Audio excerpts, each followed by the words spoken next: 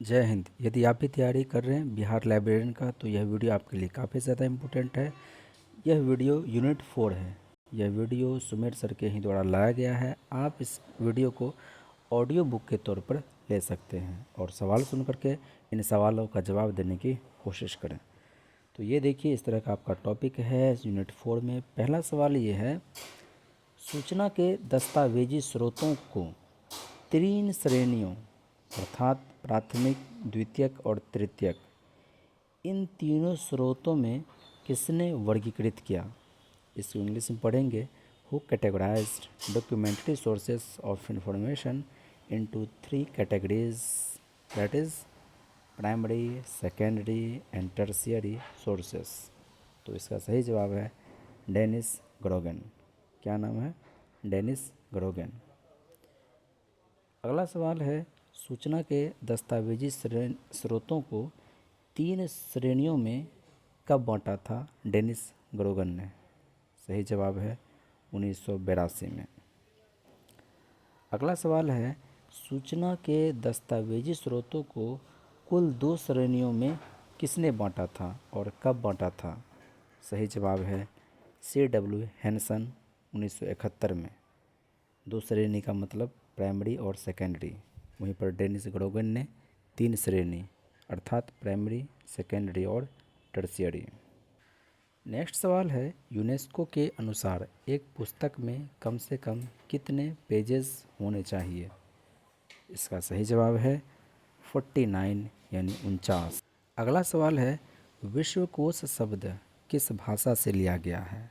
अब इसी को हम यदि इंग्लिश में पढ़ें तो encyclopedia is coined from which language, यानी आप कह सकते हैं फादर ऑफ इनसाइक्लोपीडिया किसे कहते हैं? तो इसका सही जवाब है अरस्तु। विश्वकोश का जनक किसे कहा जाता है? तो सही जवाब है अरस्तु। लेकिन शब्द ये है कि इनसाइक्लोपीडिया किस भाषा से लिया गया है? तो सही जवाब है इसका ग्रीक। अगला सवाल है, भारतीय पुस्तकालय विज्ञान सार, इसी को बोलते हैं हम लोग ILSA, ILSA, इसका प्रकाशन किसके द्वारा किया जा रहा है? तो इसका सही जवाब है ISLIC। ISLIC। ILSA का पूरा नाम याद रखिएगा, इंडियन लाइब्रेरी साइंस एब्स्ट्रैक्ट्स। क्या? Indian library science abstracts. अब देखिए, ये इंडियन साइंस एब्स्ट्रैक्ट ये किसके द्वारा इसका प्रकाशन होता है? ISLIC। इसको भी कुछ भागों में बांटा गया है कि ये किसके द्वारा संचालित होता है? तो है INS डॉक, फिर NIS केयर, फिर है NIS CPR। क्रम से याद रखें इसको। नेक्स्ट सवाल है, ट्रेट डी डॉक्यूमेंटेशन, इसके लेखक कौन हैं?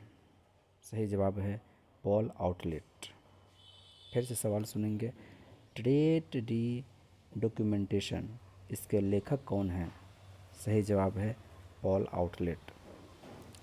अगला सवाल है, ट्रेट डी डॉक्यूमेंटेशन कब प्रकाशन में आया? तो सही जवाब है 1934। अगला सवाल है कि 13 अंकीय ISBN नंबर कितने भाग में होते हैं? सही जवाब है टोटल 5 भागों में। अच्छा, भारत में ISBN नंबर देता कौन है? RRRNA के द्वारा दिया जाता है। कब से दिया जाता है ISBN नंबर? तो 1985 से। कभी कभी कुछ लोग RRRLF भी बोल देते हैं, जो कि गलत है। ISBN के द्वारा कितने नंबर दिए जाते हैं? 13 डिजिट का नंबर। और ये जो 13 डिजिट का जो नंबर दिया जाना शुरू हुआ, ये कब से? 2007 से। अगला सवाल ये है कि निम्न में से कौन सूचना का प्राथमिक स्रोत नहीं है? कौन सूचना का प्राथमिक स्रोत नहीं है? तो यहाँ जो आप देख रहे हैं स्पीचेस, फोटोग्राफ्स, थीसिस, ये सब के सब प्राथमिक स्रोत के उदाहरण हैं। कह रहा है नहीं है, तो वो है डायरेक्टरीज। इसको हिंदी में बोलते हैं निर्देशिका। और ये किस स्रोत में आता है? तो ये तृतीय स्रोत में आता है। प्राइमरी स्रोत में कौन कौन सा आता है? Speech, photographs, thesis. तीसरा में आता है डायरेक्टरीज यानी कि निर्देशिका। अगला सवाल है भारतीय राष्ट्रीय ग्रंथ सूची, इसको इंग्लिश में बोलते हैं इंडियन नेशनल बिब्लियोग्राफी INB, को दो भागों में व्यवस्थित किया गया है। एक है सामान्य प्रकाशन, दूसरा है प्रकाशन। कैसे? तो याद रखेंगे, सही जवाब है गवर्नमेंटल, ना तो प्राइवेट, ना तो इलेक्ट्रॉनिक, ना तो नॉन बुक। क्या है? तो गवर्नमेंटल। ये चीज़ किया गया है, INB को दो भागों में अरेंज किया गया है, इंडियन नेशनल बिब्लियोग्राफी।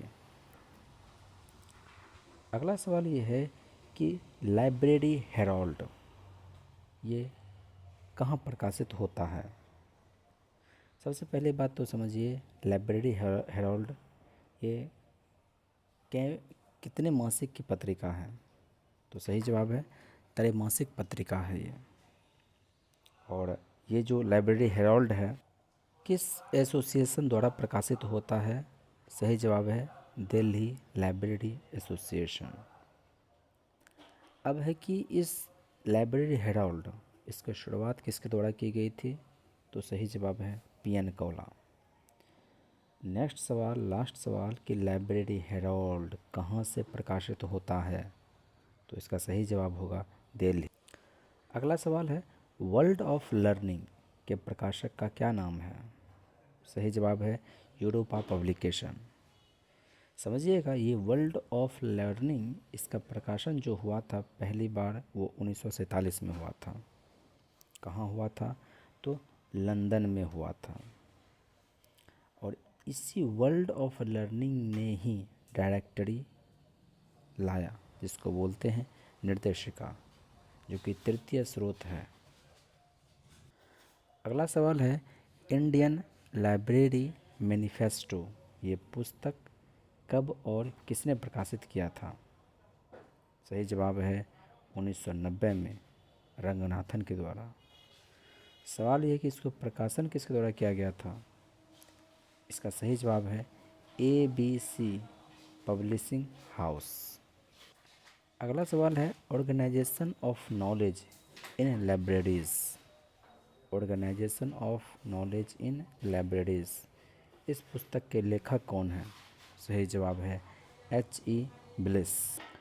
अगला सवाल है अंतर्राष्ट्रीय अनुवाद केंद्र यानी बोल सकते हैं इंटरनेशनल ट्रांसलेशन सेंटर ये कब अस्तित्व में आया?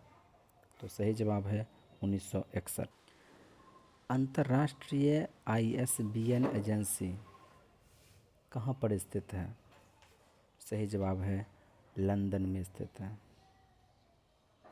अंतर्राष्ट्रीय ISBN एजेंसी लंदन में स्थित है।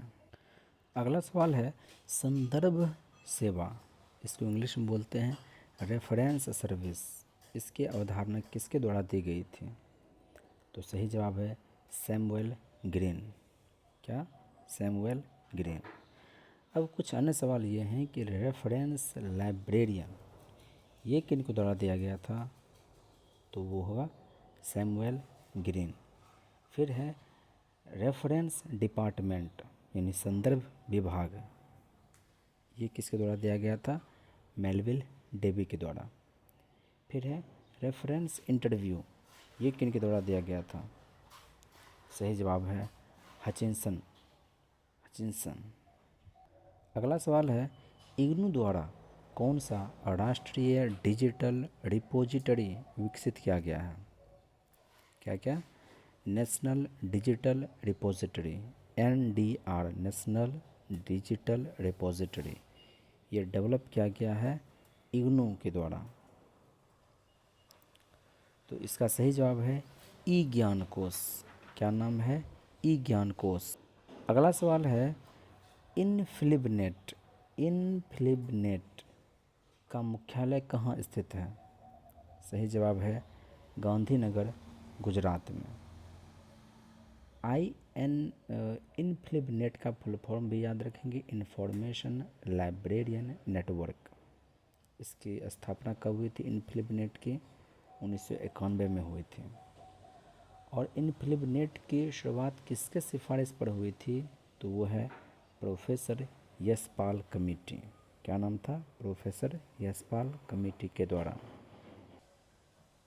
हेडक्वार्टर कहाँ है किसका? पेटेंट इन्फॉर्मेशन सिस्टम का, यानी कि PIS, पेटेंट इन्फॉर्मेशन सिस्टम का मुख्यालय कहाँ स्थित है?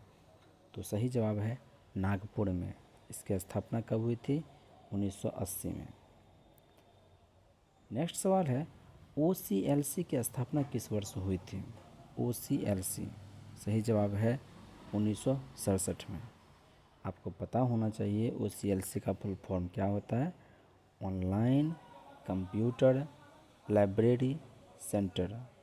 फिर से OCLC, online computer library centre. तो यहाँ पर OCLC के बारे में याद रखेंगे, वर्ल्ड्स लार्जेस्ट लाइब्रेरी नेटवर्क है। क्या है? World's largest library network. अगला सवाल है IFLA, इफ्ला का क्या अर्थ है? यह किस सेवा का उदाहरण है? तो इसका सही जवाब है रेडी रेफरेंस सर्विस। क्या? रेडी रेफरेंस सर्विस, तैयार संदर्भ से। नेक्स्ट और आज का अंतिम ये सवाल है, इनसाइक्लोपीडिया के कितने भाग हैं? इनसाइक्लोपीडिया जिसको कि न्यू इनसाइक्लोपीडिया ब्रिटेनिका भी बोलते हैं। और इनसाइक्लोपीडिया को टोटल 4 भागों में बांटा गया है। कौन कौन सा? पहला है माइक्रोपीडिया, दूसरा है मैक्रोपीडिया, तीसरा है प्रोपीडिया और चौथा है इंडेक्स। ये सभी इनसाइक्लोपीडिया के टोटल 4 भाग हैं। शुक्रिया। जय हिंद।